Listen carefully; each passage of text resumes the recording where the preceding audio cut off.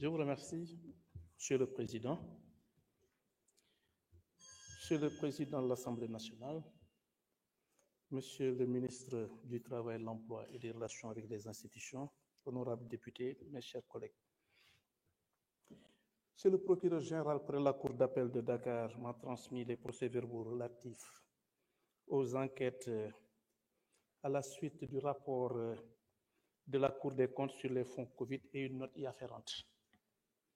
Il résulte donc de la dite gestion que le ministère du Développement industriel, des petites et moyennes industries a bénéficié d'un montant de 2,5 milliards pour l'acquisition de masques.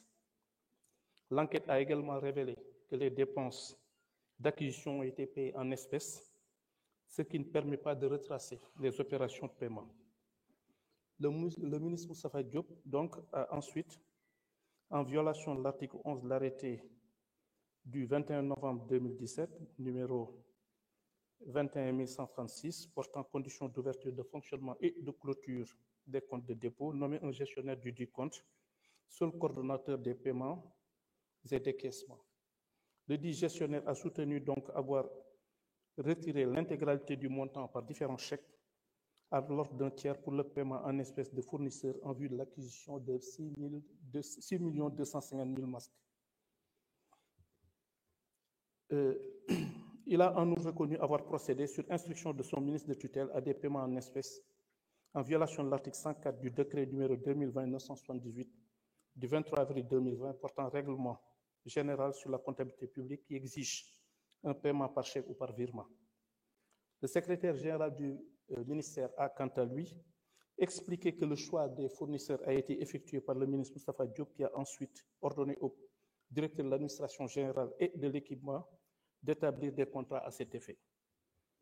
Convoqué et entendu, l'auteur des retraits en question, qui se dit être comptable du ministère, a confirmé avoir procédé à plusieurs reprises à plusieurs retraits par chèque, jusqu'à concurrence de la somme de 2,5 milliards qu'il remettait au gestionnaire du compte.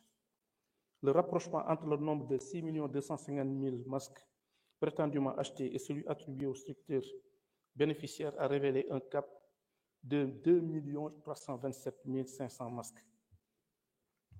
Entendu au cours de l'enquête, 2 fournisseurs ont déclaré avoir respectivement obtenu du ministre Moustapha Diop l'attribution de marchés de 50 000 et 250 000 masques d'une valeur de 20 millions et 100 millions de francs CFA.